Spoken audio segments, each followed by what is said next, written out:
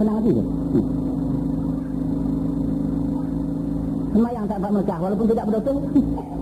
Sembahyang tak dapat pahala, sembahyang Allah tak nilai walaupun tak berdosa. Itu sembahyang peringkat yang ketiga. Sembahyang peringkat yang keempat, ini dah susah.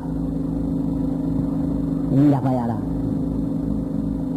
Orang yang bersembahyang hati ingat dengan Allah serta dapat mengingat setiap mana-mana yang dibaca dalam sembahyang. Kalau dia membaca ayat-ayat yang mengandung doa, betul-betul dia rasa berdoa minta kepada Allah. Kalau dia membaca ayat yang mengandung tasbih, benar-benar dia rasakan dalam hatinya dia bertasbih kepada Allah. Kalau dia membaca ayat-ayat yang mengandung kebesaran Allah, dia dapat rasakan dalam hatinya Allah itu Maha Besar.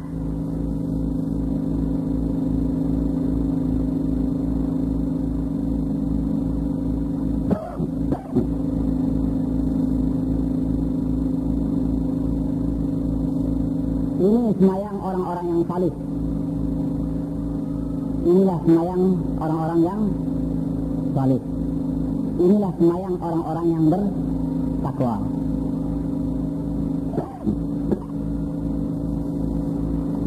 Lebih-lebih lagi sembahyang para wali-wali Allah. Sembahyang peringkat yang kelima, ini sembahyang para rasul-rasul dan para anbiya-anbiya. Sembahyang para rasul-rasul dan para nabi-nabi. Sifat dan bentuk sembahyang mereka tenggelam di dalam kebesaran Allah dalam sembahyang. Dia lupa segala-galanya dalam sembahyang. Bahkan dia rasa lagat dalam sembahyang. Makin sembahyang makin rasa lagat, makin sembahyang makin rasa lagat. Tak timbul malah langsung, makin seronok, makin lagat, makin sedap. Sampai terlupa segala-galanya. Sebab itu Rasulullah pernah bersabda, ada 3 perkara yang dia suka di dunia ini. Salah satu di antaranya qurratu aini fi shalah. Saya mataku dalam sembahyang. Artinya Rasulullah bila sembahyang rasa lazat, indah, rasa seronok, macam orang jumpa tunang. Kalau jumpa isteri lain sikit, mudah juga jenuh. Saya sebut tunang tadi. Memang orang bertunang ni kentut dia pun sedap. Selalu gitu, ampun maaf lah ada kata-kata saya sikit. Jadi kalau kita nak mudah faham bagaimana orang sembahyang macam Rasul tu tadi, macam orang jumpa tunang. Pernah kita jumpa tunang ni jenuh? Tak. Kita boleh berdiri 3-4 jam di tengah padang, berdiri dan tunang, boleh. Kalau tunang kita berjanji kepada kita, bang, pada hari Minggu ni tunggu saya di stesen bas di Bandar Melaka jam 12 tengah hari. InsyaAllah 7 pagi dia datang. Setiap kali ada orang lalu, ini ke bukan. Lalu bukan. Pada janji pukul 12 dia datang pukul 7. Kenapa? Dia rasa lagat bertemu dengan tunang. Itu belum bertemu, dia dah bertemu, Masya Allah, lupa dia orang kiri kanan.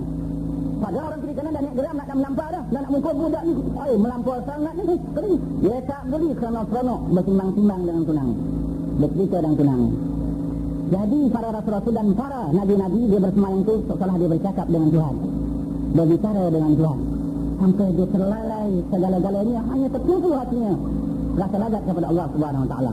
Ini sembahyang pada para rasul-rasul dan para anbiya-anbiya. Sebab Rasulullah mengatakan sembahyang salah satu hiburannya qurratu aini fi shalah. Jadi para hadirin yang dirahmati, sembahyang yang keempat, yang kelima ni. Kalau yang kelima ni memanglah kita bukan Rasul dan bukan Nabi. Tetapi selain Rasul dan Nabi boleh dapat sampai peringkat yang keempat. Moga-moga kita dapat peringkat yang keempat. Jangan yang ketiga, kedua, lebih-lebih jangan yang pertama. Jadi sembahyang peringkat yang keempat, yang kelima, ini sembahyang yang boleh membangunkan akhlak, yang membangkitkan jiwa, yang boleh mempertebalkan iman, yang boleh memperdalamkan rasa kekuatan tauhid. Sembahyang yang keempat dan yang kelima. Sembahyang yang keempat yang kelima inilah boleh menjadikan seorang yang bersembahyang itu pribadi yang baik, dapat meninggalkan maksiat, dapat meninggalkan kemungkaran, boleh melahirkan perpaduan, boleh melahirkan kasih sayang. Dengan sembahyang yang dia boleh sanggup berkorban habis-habisan dan sanggup mati berkorban untuk Islam, kerana setelah dipimpin oleh didikan sembahyang ini. Sembahyang yang macam itulah yang Allah pernah berkata, yang Quran yang selalu kita dengar tapi kita belum dapat lagi. Innas salata tanha 'anil fahsya'i wal munkar. Innas salata tanha 'anil fahsya'i wal munkar. Sembahyang itu boleh mencegah seseorang itu daripada kejahatan dan kemunkaran. Begitu janjinya Allah. Seorang yang sembahyang kalau benar-benar bersembahyang sampai peringkat yang keempat, itu bagi selain daripada Rasul dan Nabi, maka sembahyang yang begitu rupa boleh seseorang itu menghindarkan daripada kejahatan dan kemungkaran. Dan daripada orang sembahyang itu dia dapat mencetuskan bermacam-macam bentuk kebajikan. Kalau yang pertama, yang kedua, yang ketiga tak berubah perangai. Macam mana banyak sembahyang tersebut tak menambah iman, tak menambah keyakinan, tidak mempertebal tauhid, tidak mempertebal akidah, dan tidak membangunkan akhlak yang mulia. Banyaklah sembahyang macam sebelum. Satu kampung sembahyang tak akan melahirkan perpaduan, tidak akan melahirkan kasih sayang, tidak akan melahirkan perjuangan, tidak akan melahirkan sifat redha, sifat sabar dan lain-lain sifat mahmudah, sifat-sifat yang terpuji.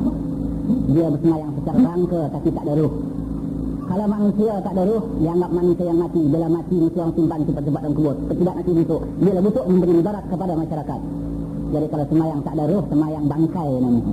Sembahyang tak ada ruh, Allah akan tak ada nilai. Dia tak ada nilai, tempat indah neraka lah. Macam orang mati lekat dalam kubur, maka orang yang sembahyang yang tak ada ruh itu tadi ditampakkan dalam kubur neraka. Waliyahulillah.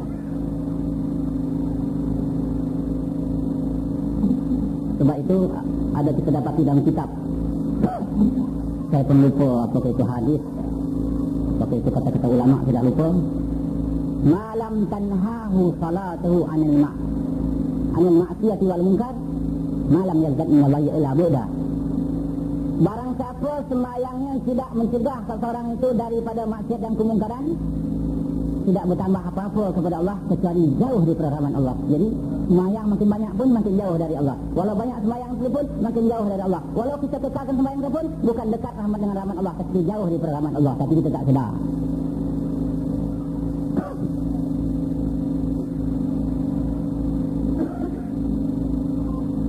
Moga-moga kita menjadi orang sembahyang yang khusyuk dalam sembahyang. Moga-moga khusyuk dalam sembahyang itu dapat membangunkan akal kita, dapat menteguhkan iman kita, dapat menahirkan perpaduan umat Islam tengah masyarakat. Maka perpaduan itulah senjata yang besar dalam umat Islam ini membangun perjuangannya, membangun kemajuannya dan dapat berhadapan dengan musuh-musuh. Yang dikatakan al-jama'atu rahmatun wal furqatu azabun itu.